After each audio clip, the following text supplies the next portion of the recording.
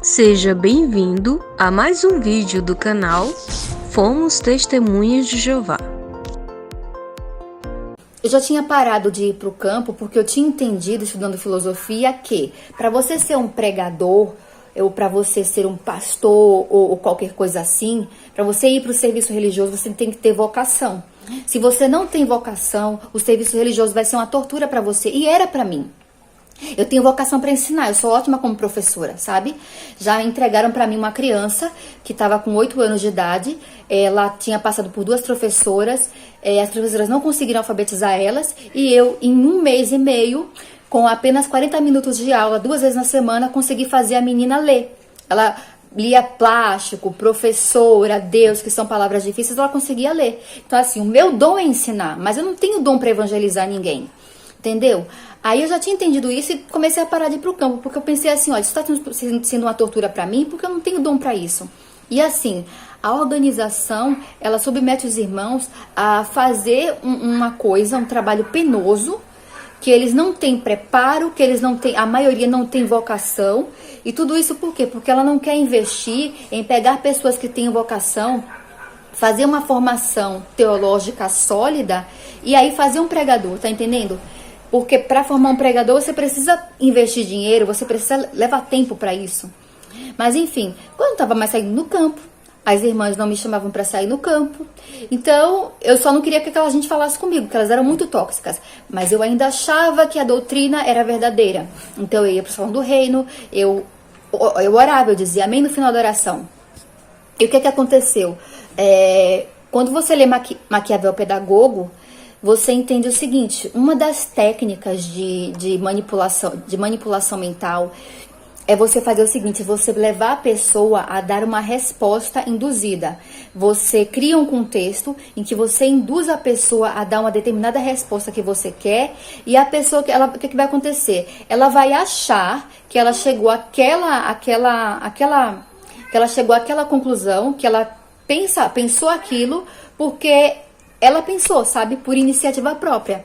Você cria um contexto em que você leva a pessoa a dar uma determinada resposta, e aí a pessoa vai achar que ela adotou aquela crença porque ela pensou, porque ela raciocinou, entendeu? Isso é uma técnica de manipulação mental que está descrita em Maquiavel Pedagogo. E outra coisa, por que a associação não gosta que ninguém dê opiniões discordantes? Eles punem rapidamente. Porque uma outra técnica de manipulação e indução comportamental é... Só um momento. Desculpa, gente. Esse gatinho carente e ciumento fica brigando com os outros gatos aqui. Aí, o que acontece? Eu tava falando da aprovação do grupo. 80% das pessoas, elas são capazes de dizer que a grama é azul se elas acharem que todo mundo acha que a grama é azul. Porque é o medo de... Por quê? Porque aí é onde entra o medo do sujeito saber a verdade, mas ele ficar sozinho. 80% das pessoas, elas têm medo de dizer que a grama é verde se elas acharem que todo mundo pensa que a grama é azul. Então é a técnica de manipulação psicológica da aprovação do grupo, né? É uma técnica que está descrita em Maquiavel Pedagogo. Outra técnica que é usada pela Organização de Jeová é a técnica da dissonância cognitiva. Eles fazem você sair no campo dizendo que você vai ficar feliz, que você vai se sentir abençoado. O que acontece? Na hora H não é assim. É um desgaste de tempo, é um desgaste físico, é um desgaste mental. Você passa por situações muito desagradáveis, mas aí, o que acontece? Você estava esperando uma coisa muito boa e recebeu uma coisa muito ruim. Você modifica a sua crença. Você engana você mesmo dizendo que você está bem, que aquilo está maravilhoso, que você está feliz. Porque ou você muda a sua crença, ou você admite que você foi feito de idiota, que você foi enganado.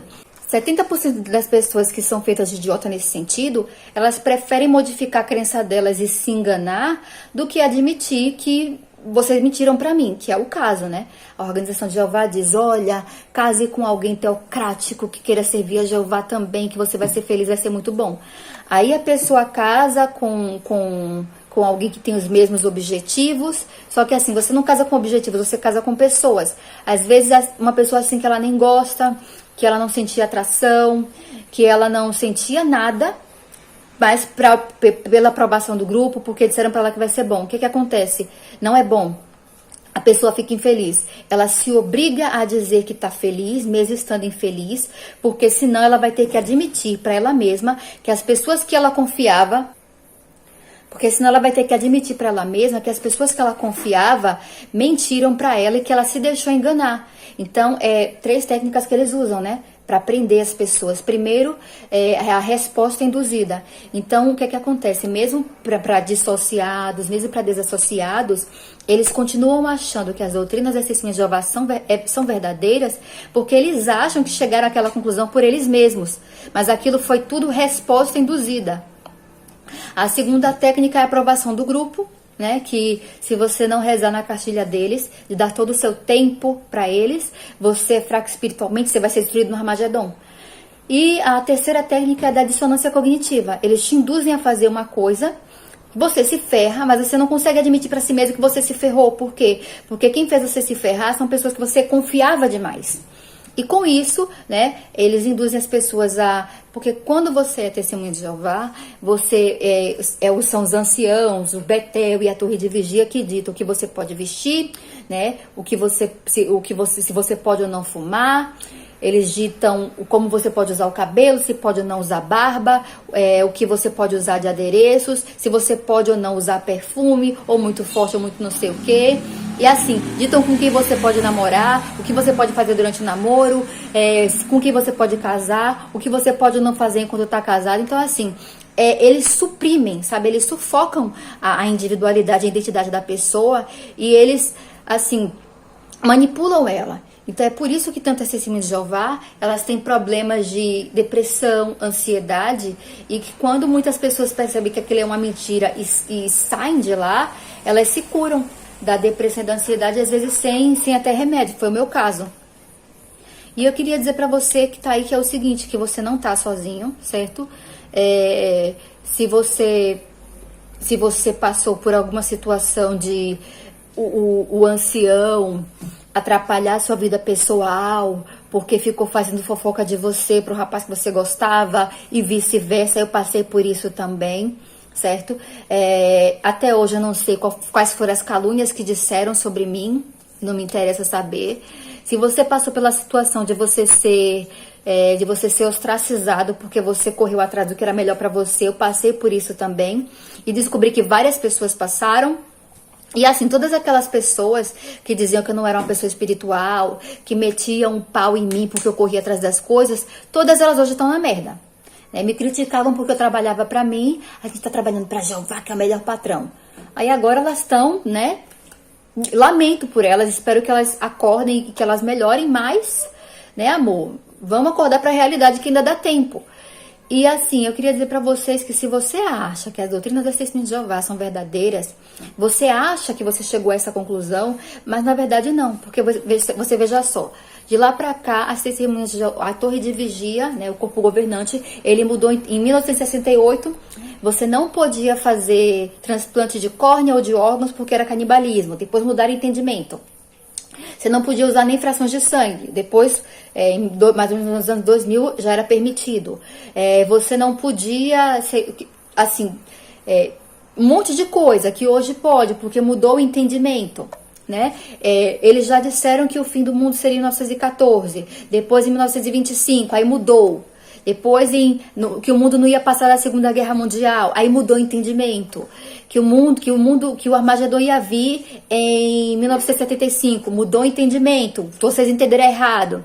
Depois que ia vir em 1999, depois insinuaram que 2014 era a geração sobreposta. Aí depois, em 2000 e tantos, veio as mochilinhas, porque o Armagedon, porque o fim tá perto. Eles já mudaram um monte de coisa. Sabe, se você ler as publicações antigas, você vai perceber que eles já mudaram um monte de coisa, até as profecias. Mas uma coisa eles nunca mudaram. Eles nunca mudaram o método de estudo. É sempre o método de perguntas e respostas. Por que vocês acham isso, gente? Porque é o seguinte, quando uma pessoa lê o parágrafo, ela vai responder a pergunta, ela é induzida a dar uma determinada resposta. Então ela acha que ela chegou à conclusão de que Jesus e Deus não são a mesma pessoa, ela acha que ela chegou à conclusão de que o Espírito Santo não é uma pessoa, de que não existe inferno de fogo, de que do Armagedon, do paraíso, ela acha que chegou àquela conclusão porque ela pensou por si mesma, porque ela raciocinou por si mesma. Mas, na verdade, ela apenas foi manipulada mentalmente para adotar aquela crença sem passar pela mente consciente, usando o raciocínio de outra pessoa, usando um raciocínio pré-pronto. Por quê? Porque aquilo é uma técnica de manipulação mental. Isso está descrito em Maquiavel Pedagogo. Ele foi baseado em 220 documentos, não é nenhum segredo esotérico. Então, se você que é testemunha de Jeová acha ainda que as doutrinas são verdadeiras, não são. Porque assim, se você lê ou escutar algum ensinamento, você lê aquilo, você entende, depois você pensa, né? Você reflete, você raciocina. Mas naquele método de estudo de perguntas e respostas, ele te induz a uma determinada linha de raciocínio. Ele te induz a uma determinada resposta. Entendeu? Então, eu queria que você pensasse nisso. E acho que é isso que ninguém ainda falou. Ninguém que já saiu de lá falou ainda. E eu queria contribuir com esse ponto. As técnicas de manipulação mental que eles usam com as pessoas e o porquê que mesmo alguns apóstatas ainda acham que as doutrinas são verdadeiras. Não são. Você acha que você pensou isso, mas você foi induzido a isso. Isso é uma técnica de manipulação mental e de indução comportamental que eles usam. Eles usaram sempre, certo? De os 100 anos para cá, desde a morte de Russell para cá, mudou-se um monte de coisa, mudaram até as profecias. Mas essa técnica de estudo não mudou. Por quê? Porque para te induzir, para te botar naquele caminho, para você adotar determinada crença e você não perceber que você foi induzido àquilo, você achar que você pensou, raciocinou por si mesmo. Inscreva-se no canal, deixe o seu like, compartilhe o vídeo, faça a sua parte para ajudar outros.